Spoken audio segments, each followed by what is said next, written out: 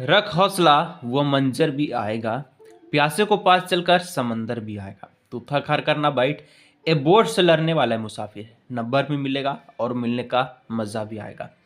स्वागत है दोस्तों आप सभी का फिर से एक नए वीडियो में। दोस्तों आज का जो वीडियो है दोस्तों क्लास 12 के जितने सारे विद्यार्थी ठीक है 27 फरवरी को केमिस्ट्री का पेपर देने वाले हैं, उन सभी के लिए दोस्तों आज का ये वीडियो सबसे मोस्ट इंपॉर्टेंट रहने वाला है। क्योंकि दोस्तों आज की इस वीडियो में हम लोग जो है जेक का खुद का ओरिजिनल खुद का ऑफिशियल क्वेश्चंस को देखने वाले हैं जो जेक बोर्ड पूछा है।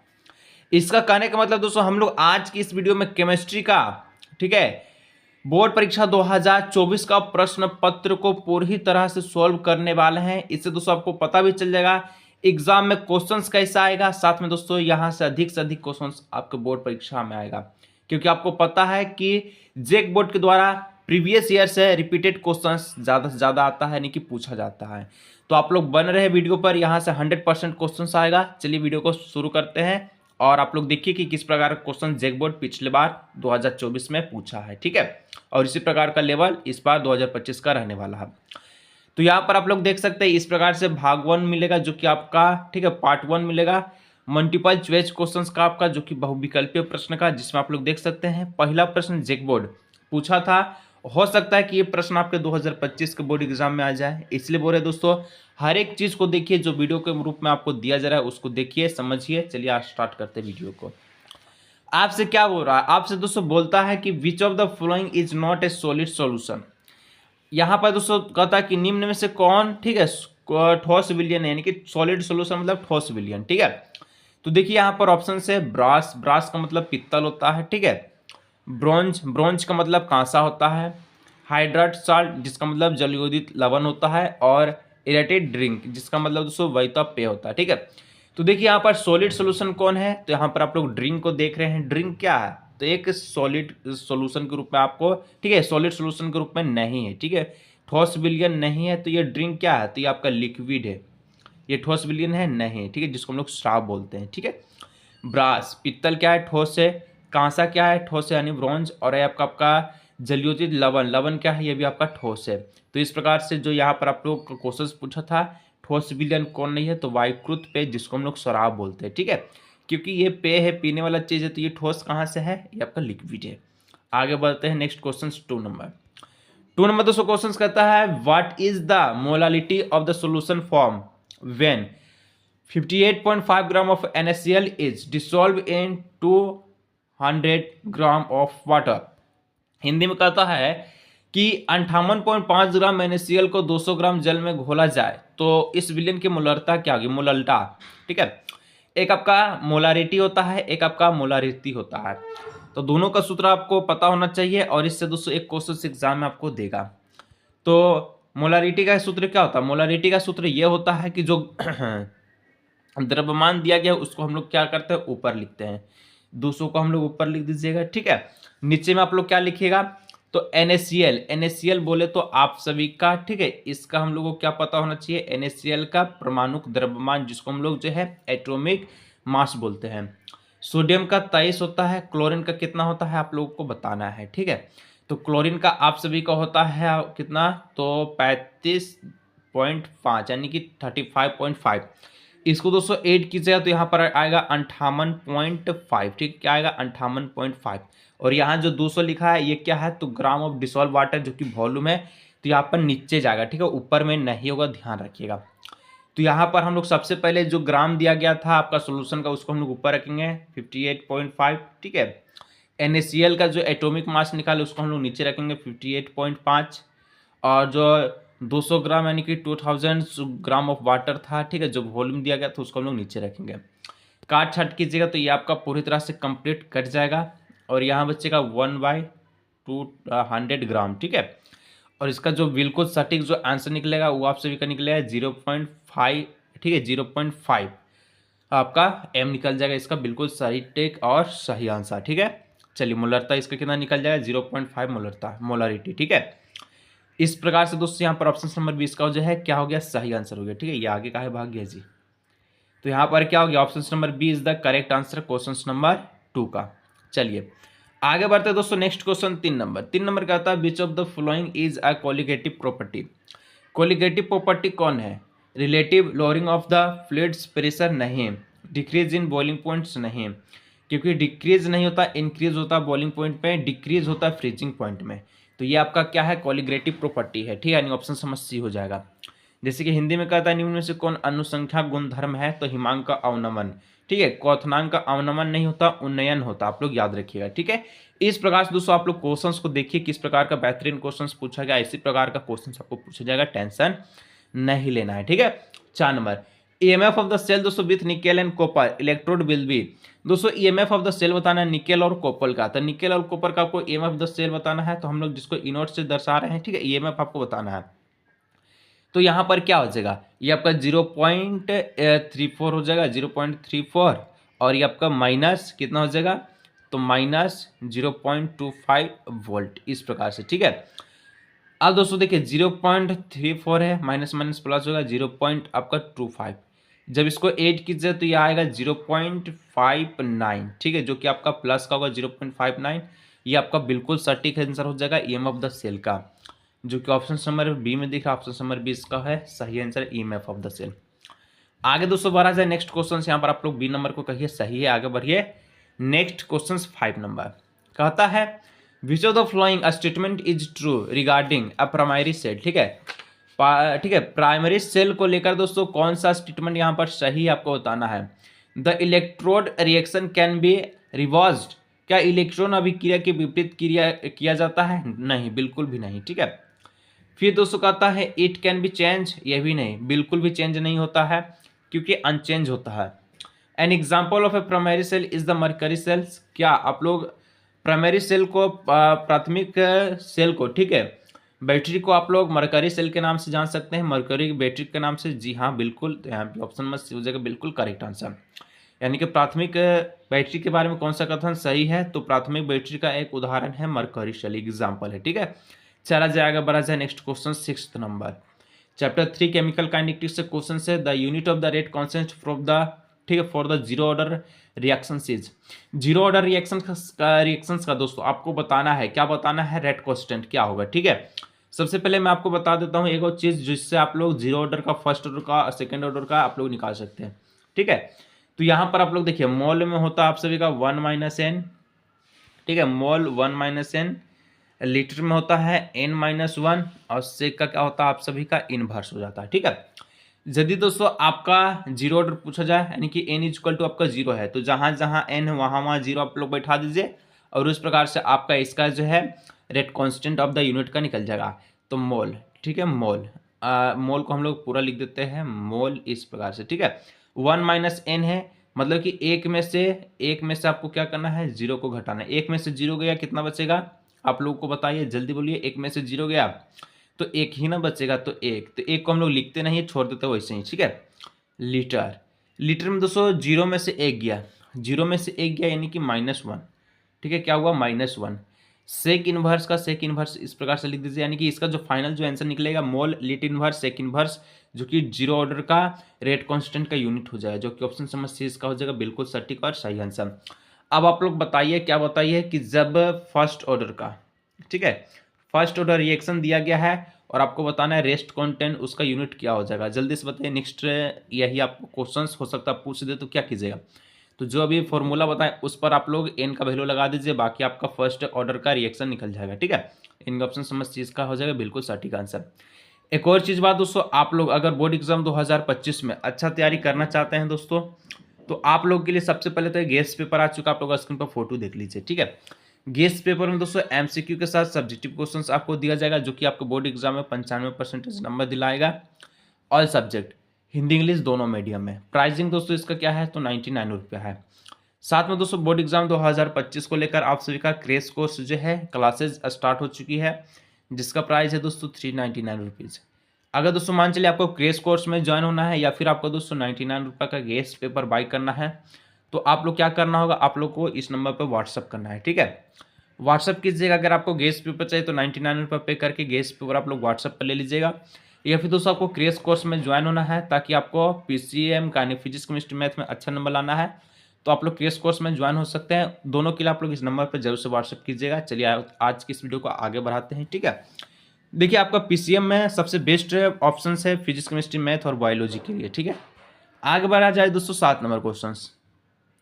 ए reaction is when reactant R, ठीक है, converted into product P, follow second order kinetic if connection of the reactant R is increase by 4 time what will be increase in rate formation of a P. दोस्तों कहा जाता है एक द्वितीय कोटि की अभिक्रिया में अभिकर्मक आर उत्पाद पी परिवर्तित होते हैं। अगर अभिकर्मक आर की सांद्रता 4 गुनी बढ़ा दी जाए तो उत्पाद पी के बनने की दर क्या होगी। सबसे बेहतरीन सा क्वेश्चन है। सबसे पहले आपको पता होना चाहिए, क्या पता होना चाहिए, आर बराबर, ठीक है, सबसे पहले क्या बोलता है, आर बराबर के क्या है, एक नियतांक है, ठीक है। और यहां पर आपको क्या लिखना है, आर ही लिखना है, ठीक है। और इसका आपको क्या कर देना है, स्क्वायर कर देना है। मतलब कि एक विच रिएक्टेंट आर दिया गया है इस प्रकार से, ठीक है। और जिसमें दोस्तों आपको बोल रहा है सेकेंड ऑर्डर का रिएक्शन है, तो यहाँ पर आपको पावर जो है 2 का लगेगा। Concentration R reactant is increase by 4 time. यदि दोस्तों इस कंसंट्रेशन आर को इंक्रीज करते हैं 4 टाइम, इसको बढ़ा देते हैं, तब दोस्तों रेट फॉर्मेशन क्या निकलेगा, यानी कि आर का वैल्यू तब क्या होगा आपको बताना है, ठीक है। तो चलिए फर्स्ट सेकेंड ऑर्डर का है तो हम लोग इस प्रकार से लिखते हैं, कंसंट्रेशन आर का स्क्वायर हो जाएगा, ठीक है। आर डैश का मान आपको पूछा है तो के, यदि आर, ठीक है, आर कंसंट्रेशन आर का वैल्यू को आपको 4 टाइम इंक्रीज करना है तो 4 हो जाएगा यहाँ पर, और यहाँ पर ये का हो जाएगा आर स्क्वायर, ठीक है, आर का स्क्वायर। और यहाँ से आपको पता चल जाएगा कि रेट फॉर्मेशन इसका क्या निकलेगा। तो के का क्या होगा, 4 का स्क्वायर हो जाएगा आपका 16 और आर का आर स्क्वायर हो जाएगा। यानी कि यहाँ पर हम लोग देखिए कि 16 टाइम क्या किया, ये इंक्रीज किया, यानी कि आपका ऑप्शन नंबर सी हो जाएगा बिल्कुल सटीक और सही आंसर। आगे बढ़ा जाए नेक्स्ट क्वेश्चन, यहाँ पर ऑप्शन नंबर सी का हो जाएगा क्या सही आंसर। दोस्तों नेक्स्ट क्वेश्चन कहता है विच is the order for the reaction of the graph of the concentration, ठीक है, फर्स्ट टाइम सो बिलो। दोस्तों आपको बताना है कि कौन सा ऑर्डर का रिएक्शंस दिया गया इस ग्राफ के अनुसार, ठीक है। तो एक चीज आपको देखिए, यहाँ पर ये ग्राफ दिया गया, ये कंसंट्रेशन का है, ये यहाँ पर टाइम का, और एक स्लोप आपको पाया गया है जो कि -k का है, ठीक है। और जो आपका कंसंट्रेशन दिया गया दोस्तों 1a-x का है, जो टाइम है वो आपका t का है, और आपका जो है स्लोप है वो -k का है। तो यहाँ से हमें पता चलता है कि जो कौन सा ऑर्डर का रिएक्शन है, तो ये आपका 0 ऑर्डर का है, ऑप्शन नंबर ए हो जाएगा इसका सटीक और सही आंसर, ठीक है। चलिए आगे बढ़ते हैं नेक्स्ट क्वेश्चन के रूप में। आपका यहाँ पर शून्य कोटि की क्या है, यह अभिक्रिया है, आप लोग याद रखिएगा ये ग्राफ के अनुसार, जब ढाल स्लोप इसका -k का था इस प्रकार से, ठीक है। दोस्तों value of T half for the first order reaction is given as. दोस्तों आपसे पूछा गया है कि प्रथम कोटि अभिक्रिया के लिए, ठीक है, टी हाफ का मान क्या होगा, अर्ध आयु का मान क्या होगा। तो प्रथम अभिक्रिया के लिए जो टी हाफ होता है इसका जो मान होता है वो आपसे भी क्या होता है 0.693/k, ठीक है। यदि दोस्तों आपसे क्या पूछा जाए, तो आपसे अगर मान चलिए 0 ऑर्डर का पूछ दिया जाए, ठीक है, कि 0 ऑर्डर का रिएक्शन क्या होगा टी हाफ के लिए, तो 0 ऑर्डर में आप लोग याद रखिएगा वो आप सभी का होता है, मैं आपको बता देता हूँ कि टी हाफ जो है 0 ऑर्डर के लिए होता है वो कंसंट्रेशन ऑफ R0 बट्टे में 2k, जो कि ऑप्शन नंबर ए है, ऑप्शन नंबर ए हो जाएगा इसका सही आंसर, ठीक है। 0 ऑर्डर के लिए, फर्स्ट ऑर्डर के लिए ऑप्शन नंबर बी। चलिए आगे बढ़ा जाए नेक्स्ट क्वेश्चन के रूप में, ठीक है, यहाँ पर ऑप्शन नंबर बी इसका हो जाएगा सही आंसर। नेक्स्ट क्वेश्चन दोस्तों 10 नंबर कहता है कि द एलिमेंट विथ, ठीक है, anomalous electronic configuration in third series are. आपसे क्या बोलता है कि थर्ड श्रेणी में विषम इलेक्ट्रॉनिक विन्यास के तत्व है। दोस्तों थर्ड श्रेणी की बात की जा रही है तो यहाँ पर आपका क्या होगा, क्रोरियम और ferric, copper and zinc, ferric and copper, या फिर क्रोनियम एंड कॉपर। तो ये गलत है, ये भी गलत है, ये भी गलत है, यानी ऑप्शन नंबर ए हो जाएगा। ये आपका थर्ड श्रेणी का क्या है, इलेक्ट्रॉनिक विन्यास का तत्व है, यानी कि एलिमेंट है। 11 number lanthanoid concentration is due to increase in. कहा जाता है दोस्तों आपसे कि डैश के वृद्धि के कारण लेंथोनाइट संकुचन होता है। तो किसकी वृद्धि के कारण दोस्तों, लेंथोनाइट इज ड्यू टू इंक्रीज।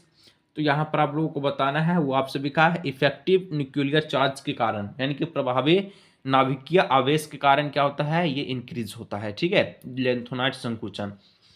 चलिए आगे बढ़ते हैं, next question 12 number, which of the following complex is homo, ठीक है, होमोलेप्टिक, यहाँ पर आपसे पूछा है। तो दोस्तों यहाँ पर आप सभी को बताना है, क्या बताना है कि which of the following complex is homo क्या बोलता है, होमोलेप्टिक। तो देखिए यहाँ पर क्या बोलता है, कहता है हिंदी में निम्न में से कौन सा संकुन होमोलेप्टिक है। संकुन होमोलेप्टिक कौन होगा, यहाँ पर आपको बताना है। तो देखिए सबसे मैं आपको अच्छे से बात बता देता हूँ कि होमोलेप्टिक का अगर आपको कॉम्प्लेक्स बताना है तो यहाँ याद रखिएगा जिसमें वन लिगेंड हो, क्या हो, वन लिगेंड हो। वन लिगेंड कहाँ दिख रहा है, तो यहाँ पर ऑप्शंस को चेक कीजिए। पहला में कितना लिगेंड है, तो पहले में एक लिगेंड है जो एमीन है, ठीक है, एमीन में कितना है, एमीन एक तो है। यहाँ पर अगर आप लोग देखिए तो एक एमीन है, एक आपका क्लोरीन, यहाँ पर टू लिगेंड्स है, एक आपका एक्वा है, जल है, और एक आपका क्लोरीन है, यहाँ पर भी टू को लिगेंड्स है। लेकिन फर्स्ट में सिर्फ और सिर्फ एमीन है लिगेंड के रूप में, तो यहाँ पर होमोपेल्टिक का जो है कॉम्प्लेक्स हो जाएगा, वो ऑप्शन नंबर ए हो जाएगा, ठीक है, इसका सही और करेक्ट आंसर। चलिए अगर कोई दिक्कत है आप लोग नीचे जरूर से कमेंट कीजिएगा, यहाँ पर ऑप्शन नंबर ए हो जाएगा। आगे दोस्तों नेक्स्ट बढ़ते हैं 13 नंबर, एन एग्जाम्पल ऑफ, ठीक है, an example of bidentate ligand is, द्वितीयक लिगेंड का एक उदाहरण है। तो द्वितीयक लिगेंड में दोस्तों आपको क्या होता है, टू को कंपेयर्स करना होता है, ठीक है, टू कंपेयर्स करना होता है। तो पहला में तो ये टू कंपेयर्स है नहीं, ऑप्शन नंबर बी हो जाएगा, C2O, टू माइनस का आयन है और आपका क्या है, तो यहाँ पर 4 है, तो ऑप्शन नंबर बी हो जाएगा बिल्कुल सटीक आंसर, क्योंकि द्वितीयक लिगेंड का एक ये उदाहरण हो जाएगा। 14 नंबर दोस्तों क्वेश्चन कहता है, क्या कहता है कि tertiary alkyl halide among the following is, tertiary alkyl halide among the flowing, यानी कि यहाँ पर निम्नलिखित में से कौन सा तृतीयक एल्काइल हैलाइड है। तृतीयक एल्काइल हैलाइड, इसका कहने का मतलब कि जिसका क्या, जिसको हम लोग टर्सरी बोलते हैं। तो यहाँ पर 2 क्लोरोब्यूटेन है, तो ये है नहीं, सेकेंडरी ब्यूटेल क्लोराइड है, ये भी नहीं है, आइसोब्यूटेल क्लोराइड है, ये भी नहीं, 3 क्लोरो 3 मीथेन पेंटेन, ये जो आपका क्या हो जाएगा, सही आंसर हो जाएगा, क्योंकि 3 आपका क्या है, टर्सरी है। तो यहाँ पर इस पर ऑप्शन नंबर डी हो जाएगा बिल्कुल सटीक आंसर। चलिए ठीक है, 15 number question, arrange the flowing compound in increasing order of the boiling points. दोस्तों आपको बताना है यहाँ पर कि निम्नलिखित यौगिक की उनके बढ़ते हुए क्वथनांक के अनुसार व्यवस्थित कीजिए। बढ़ते हुए क्वथनांक के साथ क्या करना, व्यवस्थित करना है, ये आपका जो है दिया गया है कंपाउंड्स। तो सबसे ज्यादा क्वथनांक जिसका होगा, जिसका ज्यादा क्वथनांक होगा, ठीक है, जिसका ज्यादा बॉइलिंग पॉइंट्स होगा दोस्तों, उसका जो है क्या होगा, वो कम होगा, मतलब बॉइलिंग पॉइंट जिसका ज्यादा है वो कम होगा, आप लोग याद रखिएगा, ठीक है। तो यहाँ पर देखिएगा बॉइलिंग पॉइंट किसका सबसे ज्यादा है, वो आपका ज्यादा हो जाएगा। तो बॉइलिंग पॉइंट्स आपका 2 का ज्यादा है, 2 का ज़्यादा होने के बाद आपका 1 का ज़्यादा है, 1 का ज़्यादा होने के बाद आपका 3 का ज़्यादा है। तो इस प्रकार से आपको लिखना है, लेकिन इसको जब आप लोग क्या कीजिएगा, इंक्रीजिंग ऑर्डर के रूप में लिखिएगा, तो हम लोग लिखेंगे थर्ड, ठीक है, थर्ड का कम है 1 की तुलना में, और 1 का कम है आपका सेकेंड की तुलना में। तो इस प्रकार से यहाँ पर जो ऑप्शंस दिखेगा थर्ड, 1 और 2, तो थर्ड 1 2 यहाँ पर जो ऑप्शन नंबर सी दिख रहा है यही आपका सही और सटीक आंसर हो जाएगा, ठीक है। चलिए ऑप्शन नंबर सी। आगे दोस्तों नेक्स्ट हम लोग बढ़ते हैं 16 नंबर क्वेश्चन, कहता है C6H5OH, यानी कि क्या बोलता है, अगर स्ट्रक्चर बनाने का कोशिश करेंगे तो कुछ इस प्रकार का स्ट्रक्चर बनेगा, ठीक है, जिसको हम लोग फिनॉल बोलेंगे, ठीक है, क्या बोलेंगे, फिनॉल। फिनॉल को दोस्तों जब HNO3 के साथ कौन्स के साथ अभिक्रिया कराया जाए, रिएक्शन कराया जाए दोस्तों, तो जल तो बाहर निकल जाएगा, तब एक जगह पे आपको क्या बैठेगा, तो एक जगह पे आपको क्या बैठेगा, जब जल बाहर को निकल जाएगा। तो जब जल बाहर को निकल जाएगा तो यहाँ पर एक ही जगह आपको बचेगा 2 4 6, ठीक है, ट्राइनाइट्रोफेनॉल। ट्राइनाइट्रो क्या हो जाएगा, फेनॉल। देखिए सबसे पहले मैं आपको दिखा देता हूँ, कुछ इस प्रकार का फेनॉल का स्ट्रक्चर होता है, ठीक है, पहला 2 पे बैठेगा, फिर आपका 3 पे, और फिर आपका 6 पे, ठीक है, सॉरी 4 पे, फिर आपका 6 पे, इस प्रकार से बैठेगा, और आप लोग नाम दे सकते हैं। आगे दोस्तों नेक्स्ट हम लोग बढ़ते हैं 17 number, mark the correct order of the decreasing acid strength of the flowing compounds. दोस्तों यहाँ पर जो कंपाउंड्स दिया गया है इसका आपको क्या बताना है, यौगिक के घटते हुए अम्लता प्रभाव का सही क्रम, ठीक है, किसका अम्ल जो है कम है, अम्ल पर प्रभाव किसका सबसे कम है। तो यहाँ दोस्तों एक आपको देख सकते हैं, एक फिनॉल है, फिनॉल के नीचे आपको दोस्तों यहाँ पर NO2 को जोड़ दिया गया है, और उसी प्रकार से OCH3 को जोड़ दिया गया है, ठीक है, बाकी सब फिनॉल का ही स्ट्रक्चर आप लोग देखिएगा। तो दोस्तों यहाँ पर अगर आप लोग देखिएगा तो बी, क्या बी का ज्यादा है ए की तुलना में, ए का ज्यादा है सी की तुलना, मतलब कि बी सबसे ज्यादा एसिड वाला हो जाएगा, फिर आपका ए सबसे ज्यादा एसिड वाला हो जाएगा, और फिर आपका सी सबसे ज्यादा एसिड वाला होगा, जो कि ऑप्शन नंबर ए दिख रहा है, यही आप सबका सही और सटीक आंसर हो जाएगा। आगे दोस्तों नेक्स्ट हम लोग बढ़ते हैं क्वेश्चन नंबर 18 की ओर। The Clemmensen reduction carbonyl compound is reacted with. दोस्तों कहा जाता है कि क्लेमेंसन अप चेन में कार्बोलिक यौगिक की अभिक्रिया डैश के साथ होती है, किसके साथ होती है? तो जिंक आपका जिंक अमलगम HCl के साथ होती है, zinc amalgam plus HCl hydrogen chloride के साथ होती है, ठीक है। क्लेमेंसन अप चेन का कार्बोलिक यौगिक, जो कि ऑप्शन नंबर ए दिख रहा है। इसके बाद 19 number, the oxidation of the toluene to, ठीक है, benzaldehyde by chromyl chloride is called. कहा जाता है यहाँ पर क्रोमिल क्लोराइड द्वारा टोलिन का बेंजीनडाइड में ऑक्सीकरण कहलाता है। तो यदि आप लोग ये क्वेश्चन पूछा जाए तो इसका जो आंसर होता है वो आपका क्या होता है? इटार्ड अभिक्रिया कहलाता है, ठीक है। क्या कहलाता है? देखिए आप लोग रिएक्शंस का नाम याद कर लीजिएगा, ठीक है। इससे आपको 5 नंबर का सब्जेक्टिव क्वेश्चन में कुछ जो है पूछा जाएगा, जो मैं आपको बताऊंगा, दिक्कत नहीं लेना, ऑप्शन नंबर ए हो जाएगा। इस प्रकार से 20 नंबर क्वेश्चन से विच of the flowing does not give aldol, ठीक है, कंडेंसन रिएक्शन। निम्नलिखित में से कौन अल्डोन संघनन अभिक्रिया नहीं है? अल्डोन संघनन अभिक्रिया कौन नहीं होगा? तो दोस्तों यहाँ पर आप लोग देखिएगा बेंजीन, ठीक है, बेंजीनडिल्हाइड, जो कि ऑप्शन नंबर बी है, यही आपका क्या है? तो अल्डोन कंडेक्शन रिएक्शन नहीं होगा, बाकी सब आपका हो जाएगा, ठीक है। बेंजीनडिल्हाइड ऑप्शन नंबर बी, ये आपका सटीक आंसर है। 21 नंबर क्वेश्चन कहता है one of the reagents for Sandmeyer reaction is. Sandmeyer अभिक्रिया क्या है? अभिकर्मक है, और ये रिएक्शन काफी मोस्ट इंपोर्टेंट है, ये पूछा जाता है एग्जाम में, जो 2024 से इसमें पूछा भी गया है। तो इसका जो है अगर रिएक्शंस की बात किया जाए तो CuBr, ठीक है, बटी HBr इसका बिल्कुल सटीक और सही आंसर हो जाएगा, option number B. 22 number Hinsberg reactant which is use to test amine is, ठीक है, एमिन्स इज। कहा था दोस्तों हिंसबर्ग अभिक्रिया जिसका प्रयोग अमीन के परीक्षण में होता है, उसको क्या कहा जाता है? उसको क्या आप लोग कहेंगे? तो उसको हम लोग कहेंगे बेंजीन, ठीक है, sulfonyl chloride, option number C, ठीक है। हिंसबर्ग रिएक्टेंट में which is the use test amines, test amines के रूप में हम लोग, परीक्षण के रूप में हम लोग बेंजीन सल्फोनिल क्लोराइड का उपयोग करते हैं। हिंसबर्ग रिएक्शन आपको जब पड़ेगा तब पता चल जाएगा, ठीक है। ऑप्शन नंबर क्या हो जाएगा? सी। आगे बढ़िए नेक्स्ट क्वेश्चन रूप में 23 नंबर। 23 नंबर दोस्तों कहता है glucose and fructose are. Glucose और फ्रुक्टोज क्या? तो आइसोमर ऑफ ईच अदर, यानी कि एक दूसरे के समअवयव है, ठीक है। फिर आप लोग 25 नंबर देखिए, एक दूसरे क्या है? समअवयव है। आगे दोस्तों नेक्स्ट क्वेश्चन है 24, कहता है curdling of a milk is an example of, यानी कि दूध से दही बनना, ये किसका उदाहरण है? तो दूध से दही बनना breaking of the peptic linkage नहीं, हाइड्रोलिसिस ऑफ द लैक्टोज नहीं, breaking of the protein into amino acid नहीं, तो डिनेस्ट्रेशन ऑफ द प्रोटीन, यानी कि प्रोटीन के वितिकरण से ये क्या बोलता है? दूध से दही बनता है। ये 225 नंबर लास्ट क्वेश्चन के रूप में है। फिर से दोस्तों बोल रहा है कि अगर आपको केमिस्ट्री में, मैथ में, फिजिक्स में, बायोलॉजी में अच्छा नंबर लाना है 95% का, चाहे तो दोस्तों आप लोग गेस पेपर को बाय कर लीजिए, या फिर दोस्तों आपको समझना है तो आप लोग क्रेश कोर्स में ज्वाइन हो जाइए, ठीक है। क्योंकि गेस पेपर में क्वेश्चंस अवेलेबल है जो आपका एग्जाम में आएगा, और क्रेश कोर्स में क्या आपको समझाया जाएगा। तो जो आपकी इच्छा है दोस्तों आप लोग उस पर काम कीजिए, आप लोग व्हाट्सअप कीजिए, गेस पेपर बाय करना 99 रुपये पे कर दीजिएगा, और गेस पेपर आपको व्हाट्सअप पे दे दीजिएगा। और क्रेश कोर्स ज्वाइन होना चाहता है तो आप लोग व्हाट्सअप पर संपर्क कीजिए, मैं आपको बता दूंगा, ठीक है। चलिए आगे बढ़ते next question. Which base is not in DNA। सबसे पहले मैं आपको बता दूं कि DNA में कौन सा क्षारक नहीं पाया जाता है। देखिए एक आपका DNA होता है, एक आपका RNA होता है, ठीक है। दोनों में से दोस्तों, दोनों में सिर्फ और सिर्फ एक का अंतर है, वन बेस का अंतर है, ठीक है। DNA में जो बेस होता है वो आपका होता है ATGC, याद रखिएगा, ठीक है, ATGC याद रखिएगा।